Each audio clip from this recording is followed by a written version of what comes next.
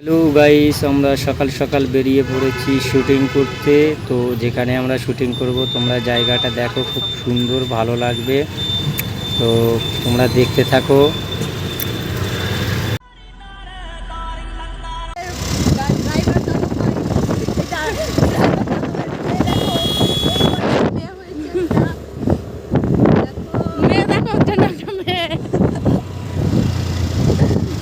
বন্ধুরা, আমরা চলে এসেছি, তোমরা ভিডিও দেখতে থাকো।